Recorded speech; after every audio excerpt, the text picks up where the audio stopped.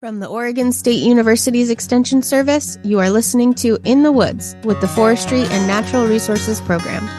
This podcast brings the forest to listeners by sharing the stories and voices of forest scientists, land managers, and enthusiastic members of the public. Each episode, we will bring you research and science-based information that aims to offer some insight into what we know and are still learning about forest science and management. Stick around to discover a new topic related to forests on each episode. Thanks for joining us on another episode of In the Woods. I'm Lauren Grand, Oregon State University Extension Forester and Associate Professor of Practice, and I'll be your host for today's episode. Today's episode is all about partnerships with tribal nations, and in this episode, we hope to put Dr. Eisenberg's teachings of Indigenous knowledge from our last episode into action by discovering ways to respectfully work in partnership with tribal nations. As a reminder, Dr. Eisenberg is the Oregon State University College of Forestry's Associate Dean for Inclusive Excellence and Mabel Clark McDonald Director of Tribal Initiatives in Natural Resources. Dr. Eisenberg, tell us a little bit about yourself and how you developed your passion around natural resources and collaborative partnerships. Yes, I'm a first-generation student. I'm Native American of Armori and Western Apache mixed heritage. And as a little girl, when I was 3 years old, my dad took me into the woods to get out of going to church. He made the excuse to my mom that I need to take Cristina for a walk in the woods. And he took me into an old-growth cedar forest in Stanley Park in Vancouver, BC. And it changed my life, that deep immersion in the woods. And I was 3 years old, and I vividly remember that whole walk. And I was curious about everything in that forest, the understory, the big cedars. And from that point on, I knew that I wanted whatever I ended up doing with the rest of my life, that I wanted to be in the woods. What a great story. Isn't it so great when you find your connection so young in life and are able to find a career that you really enjoy based on that love that you found as such a young person?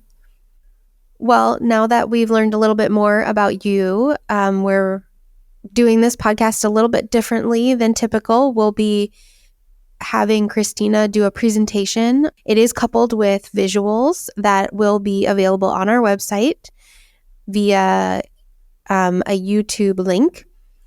So if you are interested in seeing her presentation as well as hearing it, please visit our website at inthewoodspodcast.com so you can follow along with her slides as well.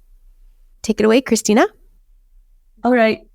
So today we're going to talk about best practices for partnering with tribal nations to restore climate resiliency. This presentation builds on my earlier talk about Indigenous knowledge, what it is, and why it matters. Oki nisto anagok, wistaki kakatusaki. My native name is Mount Star Woman. I'm of mixed Armori and Western Apache heritage, and I'm the Associate Dean for Inclusive Excellence and Mabel Clark McDonald Director of Tribal Initiatives at the Oregon State University College of Forestry. So, Indigenous knowledge is defined as knowledge and practices passed orally from generation to generation, informed by strong cultural memories, sensitivity to change, and values that include reciprocity. Rooted in spiritual health, culture, and language, Indigenous knowledge is a way of life. It's a worldview. This is a definition by Robin Wall Kimmerer, who is an eminent Native American woman in science. She just recently got a MacArthur Fellowship, which is also known as the Genius Award. And her fellowship is for her to explore more deeply how Indigenous knowledge can be used in today's world. The image on the right is a painting by Christy Belcourt, a Canadian Indigenous artist. And that is The Wisdom of the Universe is the title of that painting. And it depicts the Indigenous view of the natural world is everything being connected. So I'm going to give you some federal policy context. So why these partnerships with tribal nations are being prioritized the way they are now, and what are the policy and legal implications of those partnerships and how we can address them. And that is what this presentation is about. And I will also provide some examples of how these partnerships have been implemented. So in July 2021, President Biden created the Justice 40 initiative, and that initiative calls for underrepresented communities to receive equity and inclusion and funding to help build capacity within them throughout the United States by partnering with them. And this is not just Indigenous communities, it's Latinx communities, Black communities, any areas where there is have been identified as economically depressed.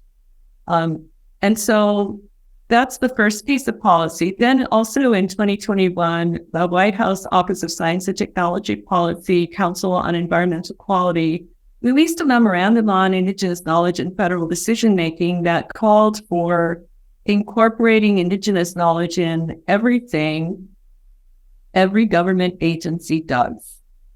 At the time, Indigenous knowledge was referred to ITEK, Indigenous and Tribal Ecological Knowledge. They have since changed how they refer to it as Indigenous knowledge based on guidance from 1,000 Native American leaders. In November of 2022, the White House CEQ released another memo with guidance on how to partner with tribal nations. Now, I'll back up. In 2021, there's this, memorandum on White House memorandum on how all agencies need to incorporate Indigenous knowledge into their programs, but no instructions on how to do that. And nobody really knew how to do that ethically and in a way that was legally acceptable. So the memorandum followed a year later. And then also in 2022, there was a joint secretarial order that federal agencies should partner with tribes in co-stewardship of management of federal lands and waters. Now, these orders are not just about federal agencies. They apply to anybody who has federal funding, which is most professors at land-grant universities have federal funding. So you can see the implications of these policies are profound to all of us. And additionally, when working on state lands need to abide by federal policies, and federal policies having to do with Indigenous people. States are figuring out how they're going to be applying the policies that I brought up right now. So we're in a state of rapid change nationally in terms of how Indigenous peoples are treated. And with a focus on federally recognized tribes, and there's 574 federally recognized tribes in the United States, but there's also hundreds and hundreds of non-federally recognized tribes. I'll back up. So those are the Labor Day fires in Oregon. And they were a series of mega fires that exploded over a 3-day period during Labor Day weekend in 2020. And they were related to anthropogenic climate change.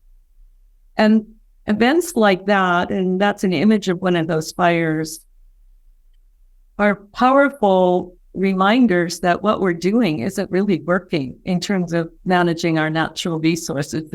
Our forests and other landscapes are not resilient to climate change.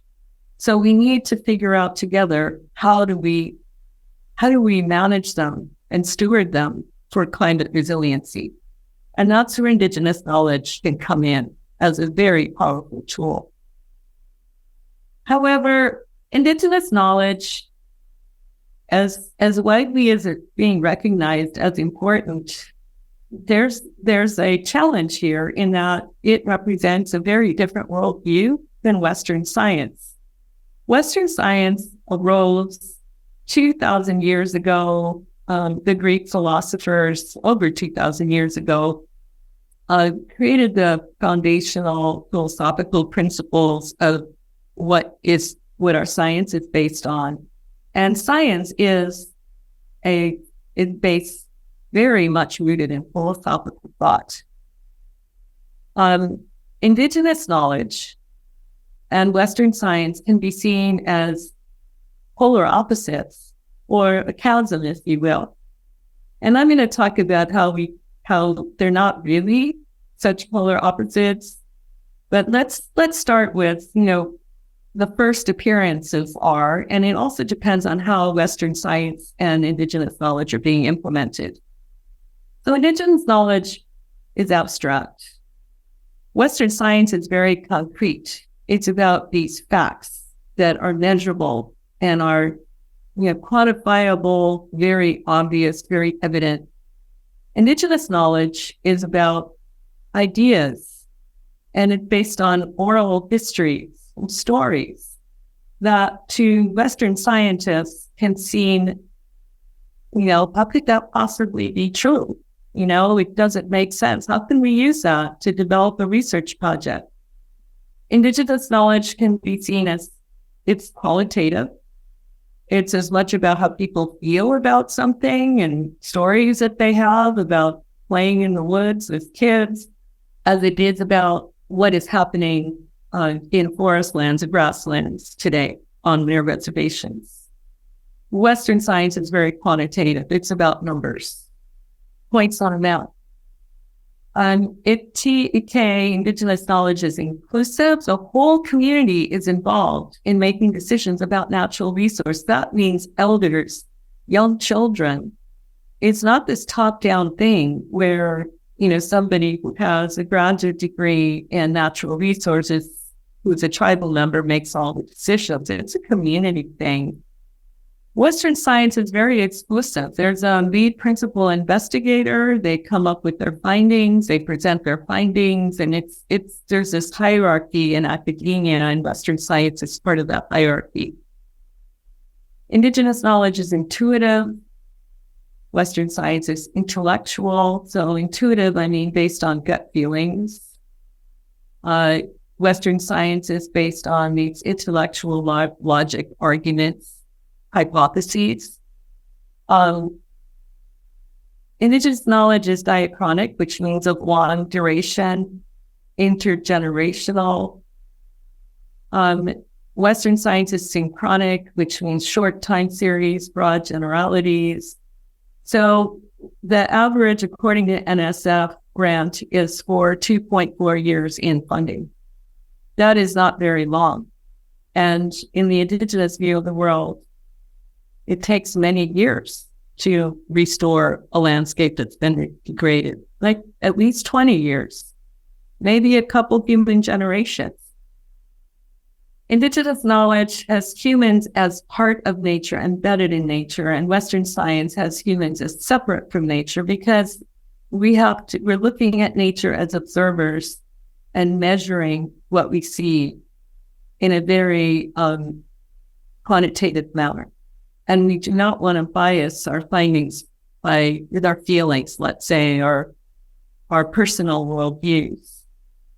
Indigenous knowledge, the data belong to the whole community. With Western science, the data belong to the lead PI and the institution with whom they work. Indigenous knowledge is holistic. Western science is linear. The hypothesis testing and how one works through, even in adaptive management, is typically rather linear. Indigenous knowledge is matriarchal. Western science is patriarchal. Indigenous knowledge is value-driven. It's unbiased in Western science. It's part of daily life, Indigenous knowledge. In Western science, it's separate from our daily lives. It's Aristotelian hypothesis testing. And Indigenous knowledge is expansive.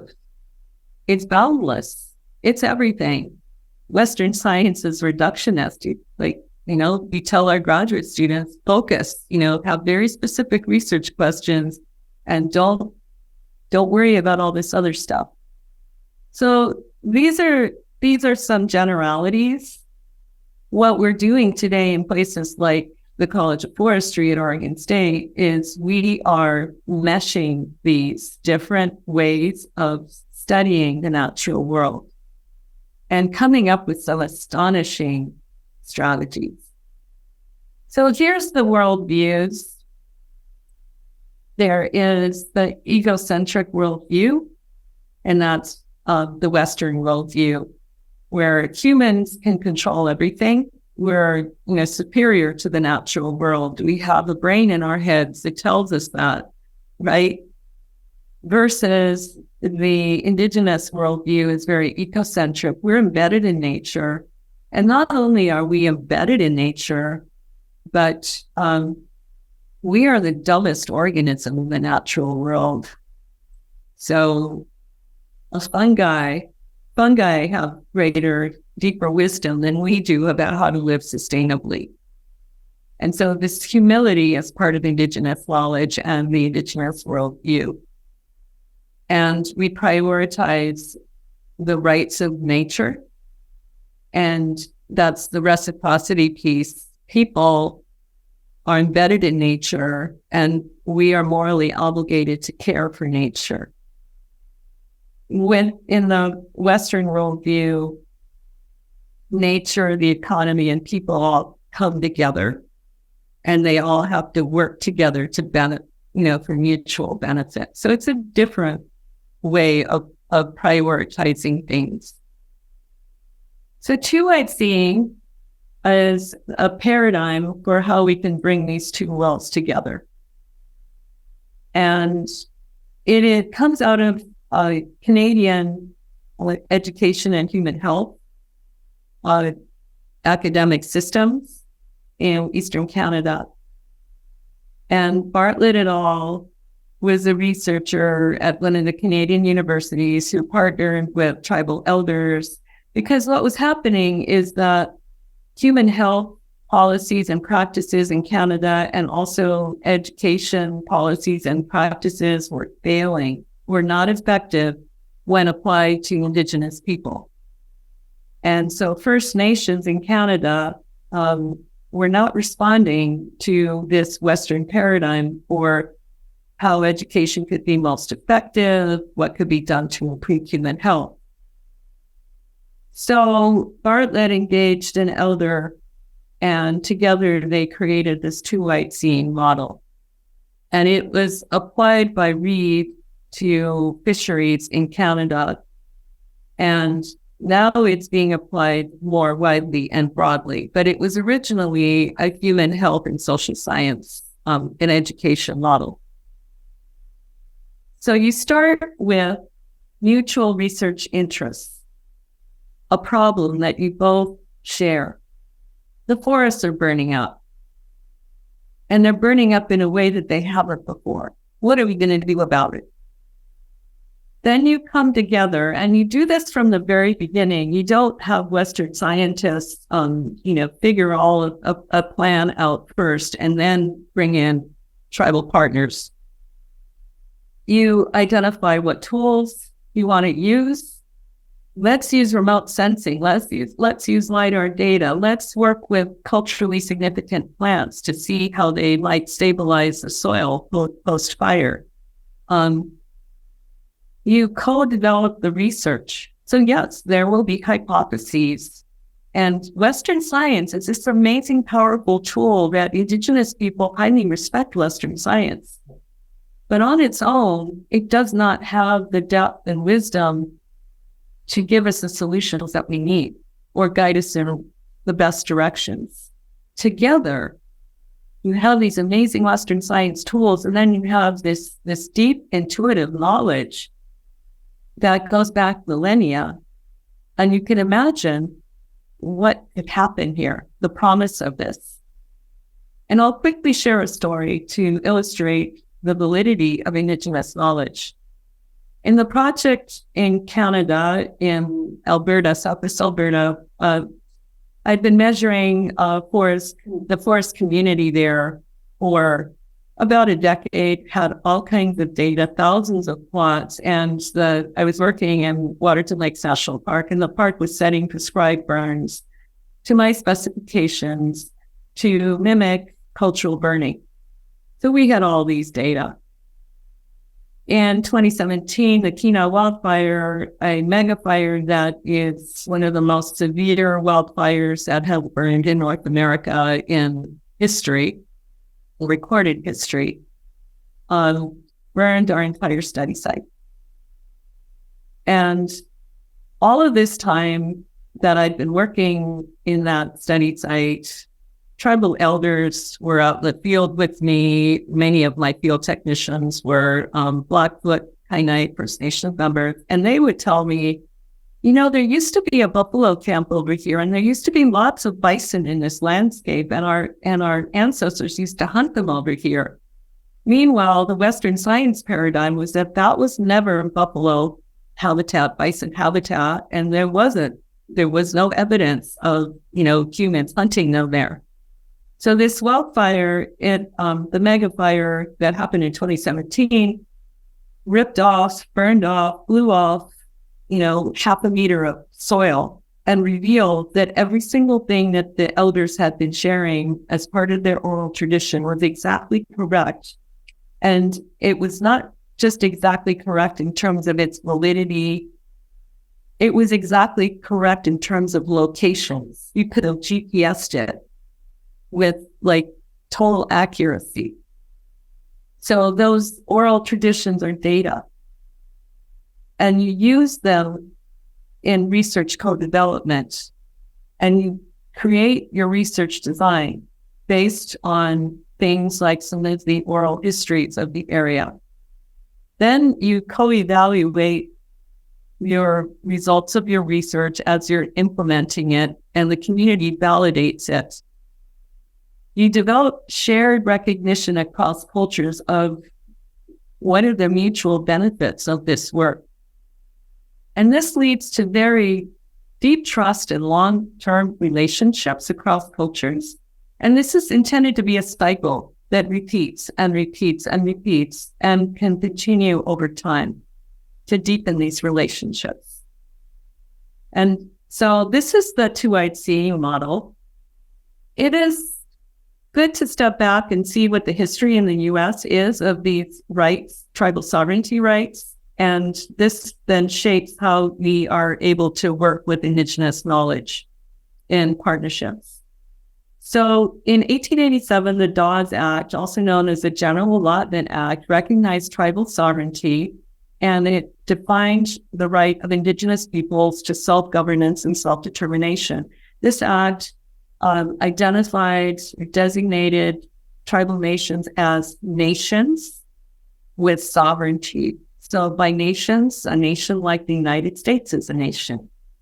It also made it so that people had to have tribal members had to have an allocated amount of land. So they were allotted land. And if you were not a tribal member with a certain amount of life quantum, then you were not able to have land. That was the darker side of the Dawes Act. The Dawes Act was implemented, the tribal sovereignty part, very unevenly.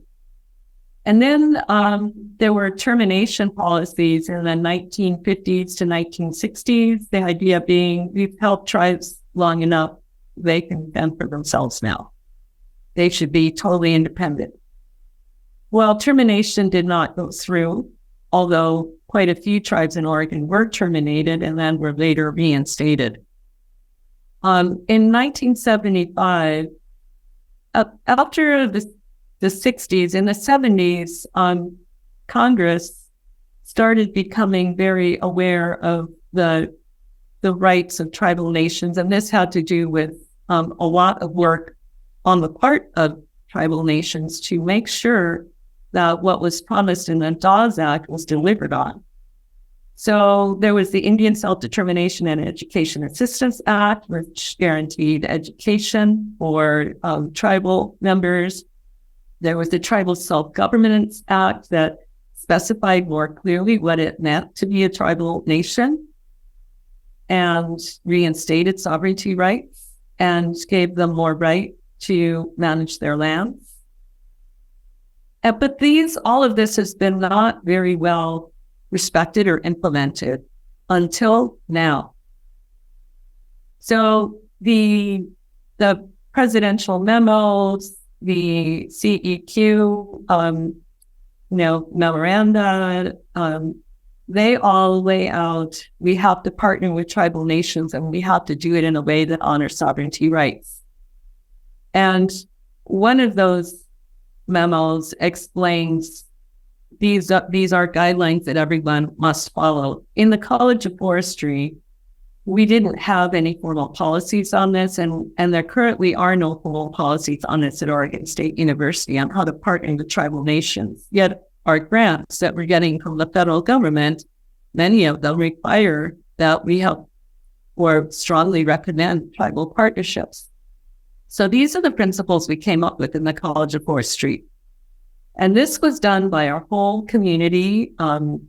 I convened a task force that was very diverse, and it consisted of College of Forestry members some were students, some were very senior professors. There were several Native American individuals. There were people from a variety of disciplines, social sciences, fire ecologists, community ecologists, extension folks. And this is what we came up with. So this is based on federal guidance, but it goes much deeper than that. And currently, the federal government asked me to share these principles that we created together, and they are wanting to use them to deepen the federal policies on this. And the other thing I should add is that this was a very happy process. The community in the College of Forestry was so deeply engaged in this process, and there was this willingness and this recognition of we have to do something and we want to do the right thing. And we are one of the top schools of forestry in the world. And so this is a way for us to show our leadership. So acknowledge historical context of past injustices. That means acknowledging the genocide that happened and the land that was taken. Practice early and sustained engagement. So from the first moment that a researcher has an idea, an inkling, an extension agent has an idea of something they want to do that involves Indigenous knowledge, she builds those relationships with the tribal communities and ask them, what are your priorities? What do you want to do? Let's figure this out together. Remember that two-eyed seeing model. You start from the very beginning to share ideas across cultures. You earn and maintain trust by being open and honest about everything. You respect that there are different processes than worldviews. Guess what? Indian time is a real thing. In the Native world, processes don't operate in such short time spans or in such a linear manner. Recognize and respond to and adapt to challenges with cultural humility. We all make mistakes. And as we work through what it takes to partner with a tribal nation, the most important thing is to be humble across cultures, open to learning, and really wanting to do your very best, which means admitting when you don't know. Cultural humility is one of the tribal values that's most important. And when they see that from somebody who's non-native, that immediately opens doors. Consider supporting co-stewardship and co-management partnerships. And these are types of partnerships that there would need to be a whole other, in the woods presentation about this to get into them, but there are ways to partner with tribal nations, and they are described by the federal government, and there's very different policies around them. Co-stewardship is, let's work together and share power to figure out how we want to restore this patch of prairie, let's say. Co-management is more like a contract. It says, this tribe is getting this contract to deliver this work by this such and such a date. So co-management has been used with fisheries, restoring salmon to the Columbia River, for example. Co-stewardship is more used to restore resiliency to forests, let's say, like some of the camas restoration work. Support co-production of knowledge. So you've got this federal grant, you are partnering with the tribal nation, and you're supposed to generate reports and peer-reviewed journal articles. So co-production of knowledge means tribal partners are co-authors on everything you produce. And by tribal members being co-authors, that means elders. That means people in the community who don't necessarily have a bachelor's degree, much less a PhD, but they're deep knowledge holders. It means tribal leaders in natural resources. You open it up to the community, and then they tell you who wants to be involved as a co-author. Also, don't come to a tribe asking for money. There's so much that has been taken from tribal nations that doesn't sit very well, and it doesn't go very far in terms of building trust. When you approach a tribe, you bring something to the table. And so if you have the opportunity to secure some funding, the first conversation should be, how can we best support you? Offer jobs that are very well paying. If you are interviewing tribal elders, let's say, as part of the research, be aware that they are experts the same way, or even much more so than the top level scientists, who typically get paid $200 to $300 an hour for their time when they're asked to consult about something. And finally, share power and decision-making authority with tribal partners. The link on the bottom shows is the link to the whole report that we produced, and it's publicly accessible. So here's an example of bridging the chasm on ecocultural restoration, which brings ecological knowledge derived from practitioner experience, local and Indigenous knowledge, and Western science. And it's an intercultural collaboration. And in Oregon, this is being done, that's a camas restoration project in Oregon. And there's a lot of extension work that has been done in this type of restoration work very effectively. And it does bridge that chasm. Public lands of the future, they need to be managed for a broader array of ecological functions. This is one of the megafires in Oregon. And by considering all types of knowledge, this leads to climate resilience to wildfire, but it requires these partnerships based on what I've seen.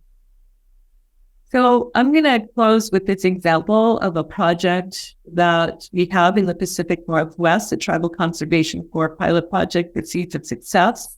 I'm the lead PI. Dean Tom DeLuca is co-PI, so there's Tom Kay, an eminent restoration ecologist in Oregon and globally, really. We're fortunate to have his work on this project. Chris Dunn, who is a fire ecologist. Louis White Bear, who is a Native American and a professor at Oregon State University. Her background is in anthropology. And C. Dow, who's a professor at Sacramento State, and she is a soil ecologist. And Tom DeLuca is a soil ecologist. It's to work with tribal nations on these ONC lands at the Oregon and California Railroad lands. Those are the orange checkerboard lands. And on tribal land that surrounds them if we're invited to do so. It's a 3-year project. We are hiring up to 35 tribal conservation corps fellows per year. These are very well-paid fellowships for tribal members. We can provide up to 60 jobs per year, mostly for Native Americans, STEM education opportunities for tribal students.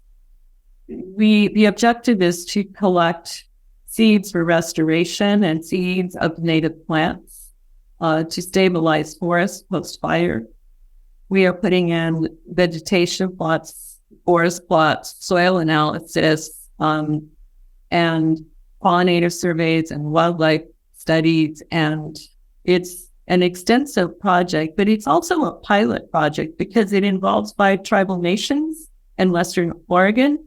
And we call the principals. So we're working with each of them individually to find out what are your priorities and how do you want to see this evolve. It's part of the Plant Conservation and Restoration Program. And here we are in the field. Last summer, it was amazing. And it's intended to support tribal youth and help the BLM with public land inventory and co-create an ecological restoration plan for public and tribal land, and increase public awareness of Indigenous knowledge and sovereignty rights and partnerships, and to decolonize natural resource management. So what's happening in these pictures, as Tom DeLuca is teaching people how to work with soil, dig a soil pit, and what we were looking for is evidence of cultural burning in the forest soils. And we found quite a lot of bits of carbon that were left, some of them from these light cultural burns over the years, over millennia. And on the left, you see some of the things we're doing. We're doing very detailed soil analysis. So this is the very best Western science that we could possibly apply, combined with Indigenous knowledge. And we're braiding them together like a braid of sweetgrass. So our policies are that we only work on tribal lands if we're invited to do so. Based on Indigenous cultural values, we do non-invasive, non-lethal sampling as much as possible to do no harm. The seeds collected on BLM land, for leased lands, we notify the people that hold those leases, the entities holding those leases of our intent to collect seeds. For tribal lands, we have LOUs with each tribal nation when we're working on their land. We collect the seeds of BLM priority species and on tribal land priority species that are also culturally significant species approved by the tribe's culture department for collection. We only collect 1% of seeds present in a plant population per Indigenous knowledge principles.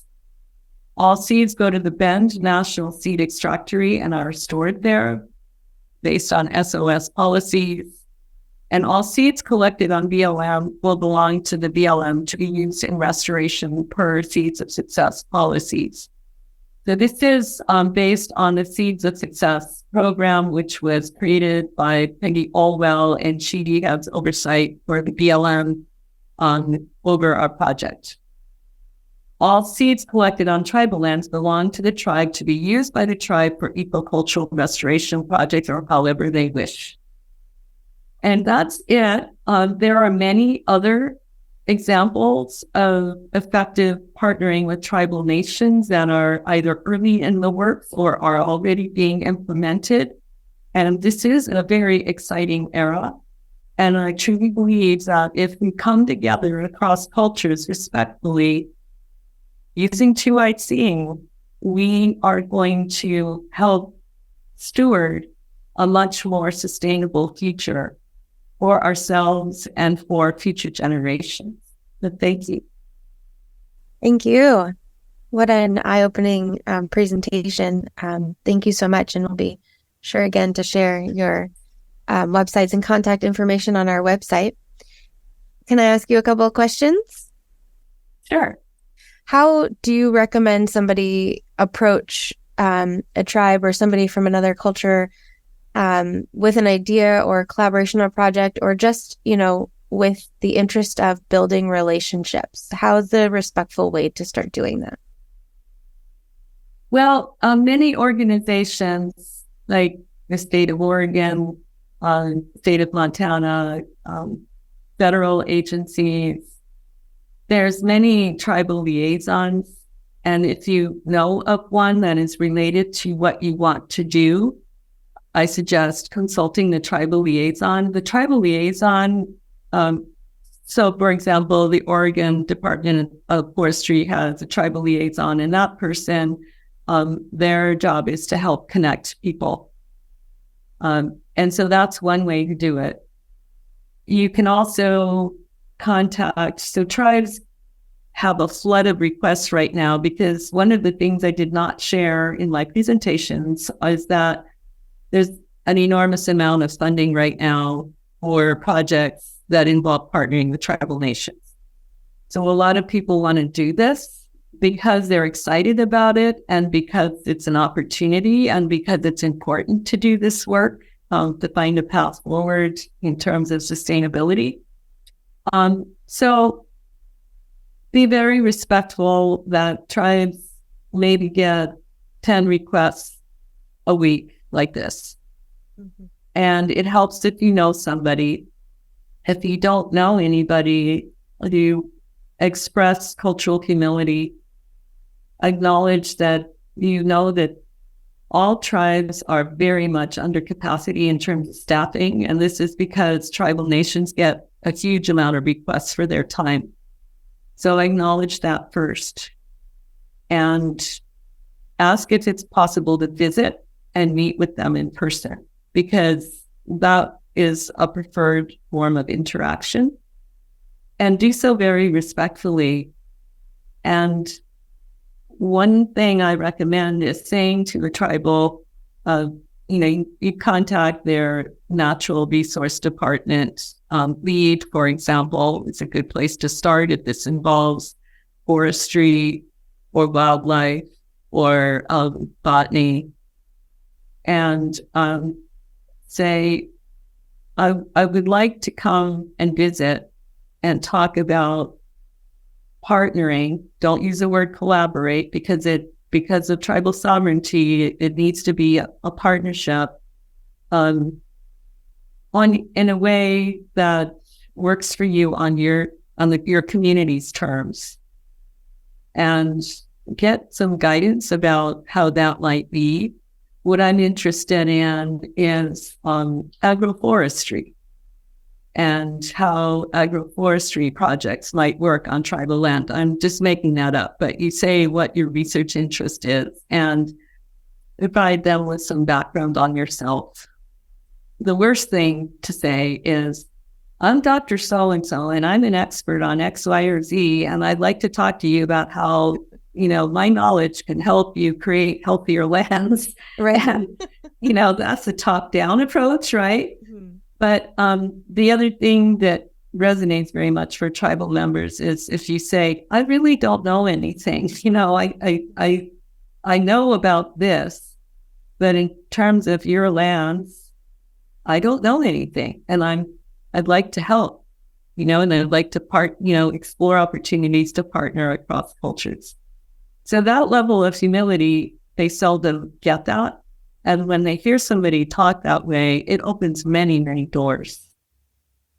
Yeah, it sounds like really approaching as, you say, with a partnership, as opposed to, I have this idea and I need your help to make it work sort of approach. That's great. I really enjoyed your description of how Indigenous knowledge is community-based, and that everyone in the community is part of the decision-making. Even, young children and maybe people who aren't as involved in the stewardship pieces, or maybe, I guess it sounds like everyone is actually involved in the stewardship. Do you have an example or a story of how that community dynamic works in the decision making that involves everyone in the group? Yeah, I have a very personal story. So when I was working in Canada, I was doing research in Waterton Lakes National Park, and it was funded in part by Parks Canada. And I'd written a blog called The Wolf's Tooth, which was about trophic cascades or food web relationships. And there were stories in that book based on some of the experiences I'd had with wildlife. They weren't intended to be stories, but they were me giving examples from my work in the field that illustrated some of the scientific concepts I was writing about. It was published by Eileen Press. So there was this tribal land that was immediately adjacent to the national park. And the national park manager said to me, see that land? Don't ever set foot on it. It belongs to the Blood tribe, or also known as the Kainai First Nation, also known as the Blackfoot. And what had happened is researchers who were from major universities had done terrible things, had gone on there to do research and had introduced non-native species, not shared their data with the tribe, manipulated things in there without telling the tribe, to do experiments. And so they hadn't allowed anybody on their land since 1960 or so. Mm-hmm. And so I got this on social media, this message from a tribal elder who's also on the tribal council. His name was Narcissus Blood. He's passed since then, but he said, yo, I think the work you're doing is really cool. I read your book. Can I join you in the field? And I'd like you to show me a trophic cascade. So I was looking at how wolves shape whole ecosystems and the role of cultural burning in that. So he joined me with his wife. I made them a meal from an elk that I hunted, the meat of an elk that I hunted. And we swapped stories while I was cooking. At the end of the night, he said, I'd like you to work on our land. I didn't even know what that meant. When I did some research, I learned nobody's worked on their land. Nobody's been allowed on there since 1960. So it was a big thing. And I had to create a research proposal. Narcissus passed in a tragic car accident. The director of natural resources, he introduced me to her before his accident, and she joined me in the field. And she vetted my proposal. And so and she always had her daughter with her. Her daughter is Monroe Fox. She's a young woman. And one of the slides I showed, she's now going to be a student at the College of Forestry. But back then she was 9 years old. Mm-hmm. And so what happened is that my proposal came up before the tribal council, and they were debating it. And there was lack of consensus about whether they wanted to approve it, even though it was an invited proposal and Narcissus had supported it and he was highly, highly respected. And so the natural resource director was there with her daughter in the audience, and the tribal chair turns to the little girl and says, so what do you think of this lady? Can we trust her? And Monroe said, well, she's like our mother. We could trust her. And so then the council voted and it was unanimous. We approved. So that's an example. That would never happen in the Western world. That's not how we make decisions, right? Right. So when you have the child in the room. Yeah. And so now Monroe is going to be, she started already. She's a sophomore. She did a year of university at the University of Lethbridge, and she wants to get a PhD in ethnobotany. Wonderful. And she became my lead technician. She worked for me for many years. So that's how things work in Indian countries. That's a great, what a wonderful story. Thank you for sharing your experience.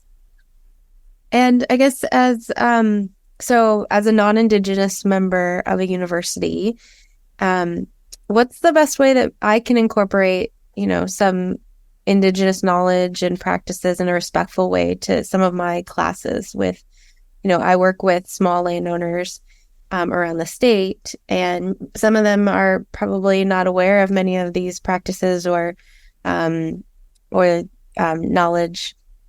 And so how can I, start to increase awareness without, in a respectful way, without, speaking for anyone?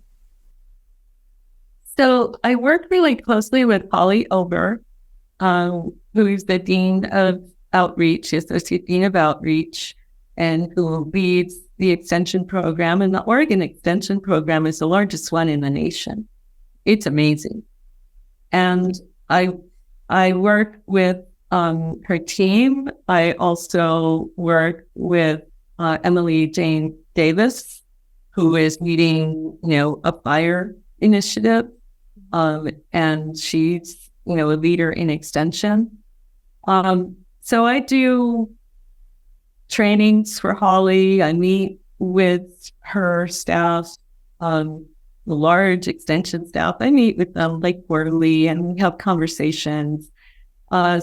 Several of the extension folks were involved in developing those principles and best practices. And in fact, the edits that they provided were all like, what they wanted is to see more rigor and more acknowledgement of the challenges in the past and how delicate trust is and how to build trust.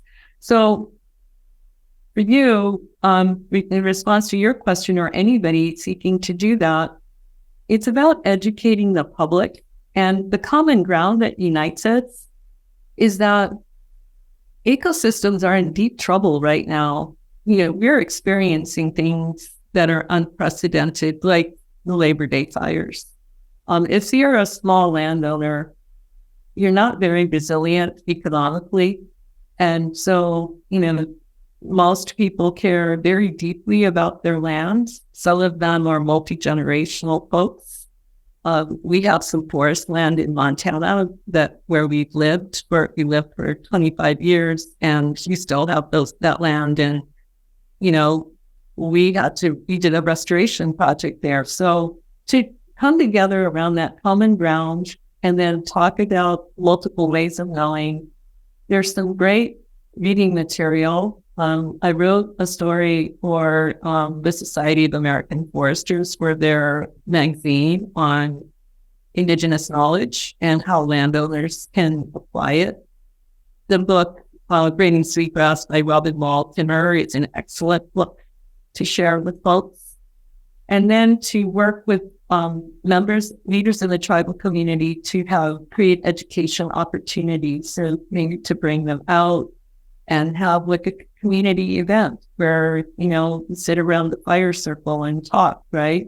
And exchange ideas. So those are some suggestions. I'd love to have an event like that, sitting around the campfire and exchanging ideas. That sounds like it could be one of the best events in a long time. Great ideas. Thank you so much. Well, is there anything else that you thought of that you might want to share in relation to your talk? That tribal nations, they welcome these partnerships if they're done right and if they're done respectfully. And, I strongly encourage folks to explore when they're building these relationships. Don't hold back. And if people have any questions or doubts, am I doing this right? Read the principles and best practices. Read Robin Wall Timmer's book, Grading Sweetgrass.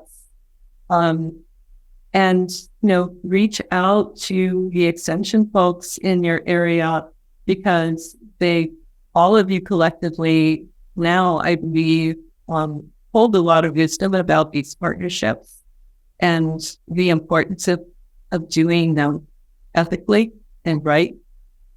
So build community around that. Great. Well, thank you so much. I really learned so much, and I'm so glad we were able to share this information to help support creating partnerships and building information more and sharing more information and education for people around Indigenous knowledge. I'm so glad you were able to join us today. Thank you. Well, thank you, Lauren. It's been such a pleasure talking with you. As you were listening today, if any questions came up or we didn't cover a specific topic related to Indigenous knowledge that you were interested in, please drop us a comment or send us a message on our website at inthewoodspodcast.org. All right. Well, as usual, we have a few final questions that we ask to all of our guests.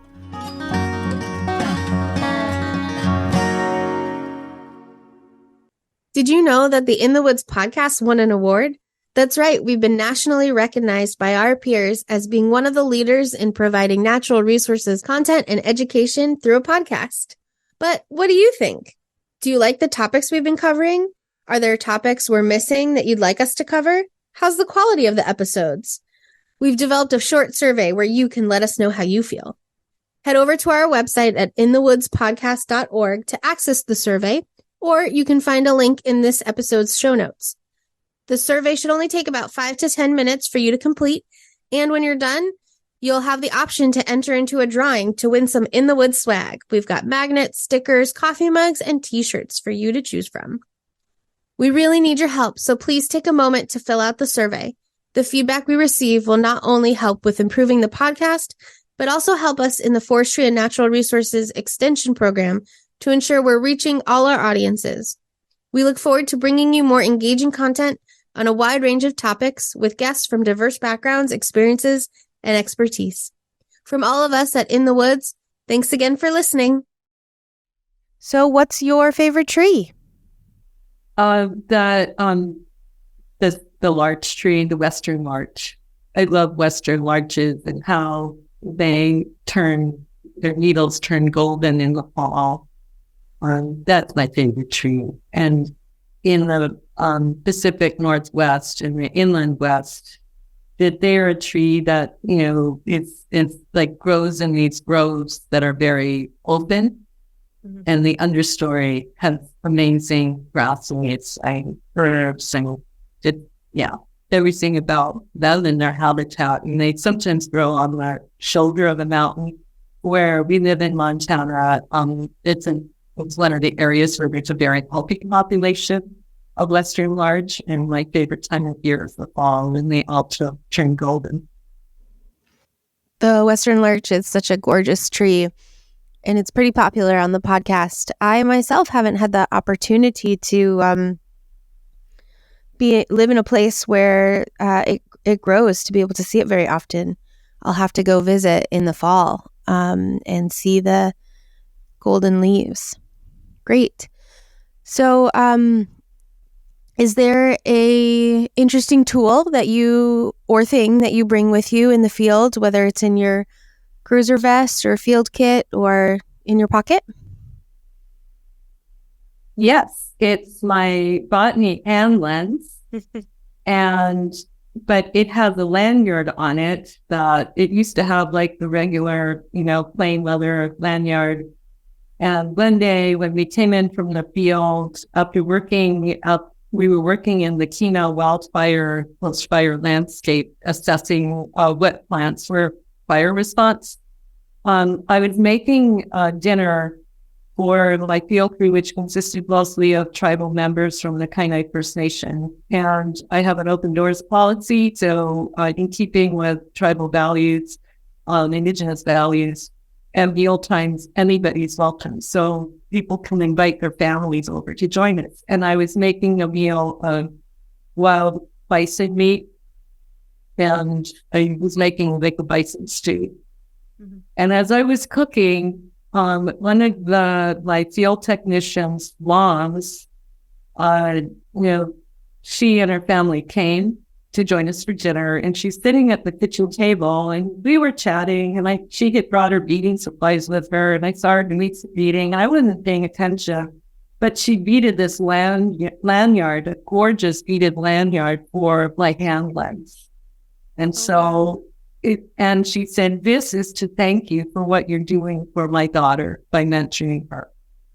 So that hand lens, I always would have it with me anyway, but now it's especially precious because it represents a 7th generation principle. Wow, that's wonderful.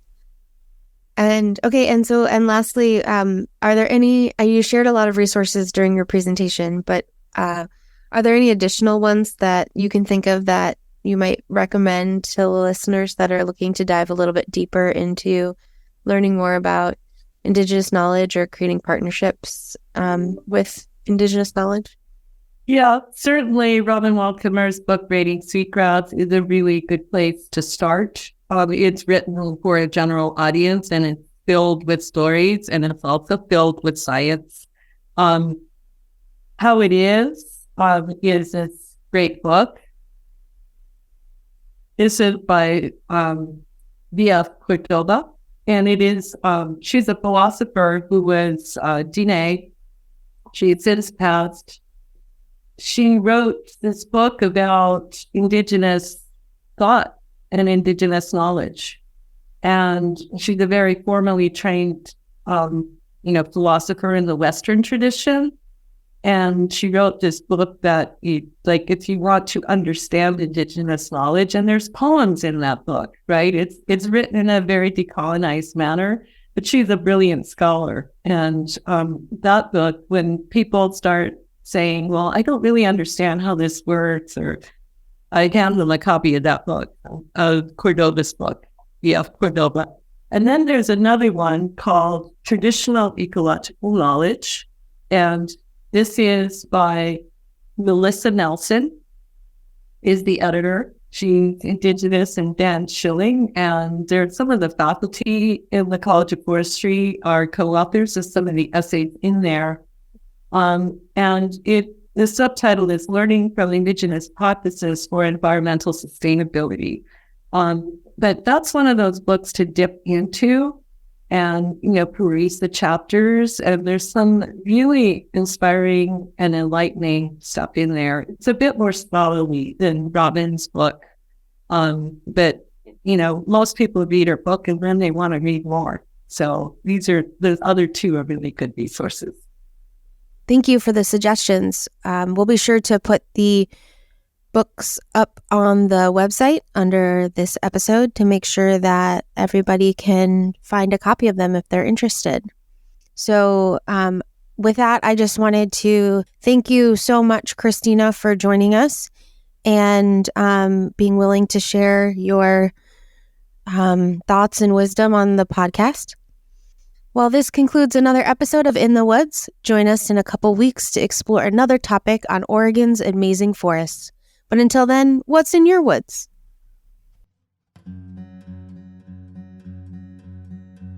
Thank you so much for listening.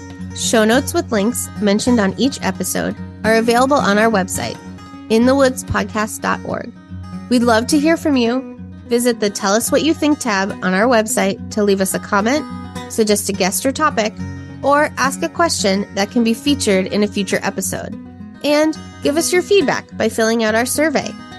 The In the Woods podcast is produced by Lauren Grand, Jacob Putney, Scott Levengood, and Stephen Fitzgerald, who are all members of the Oregon State University Forestry and Natural Resources Extension team. Episodes are edited and produced by Kellen Soriano. Music for In the Woods was composed by Jeffrey Hino, and graphic design was created by Christina Freehoff.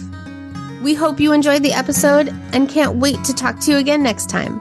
Until then, what's in your woods?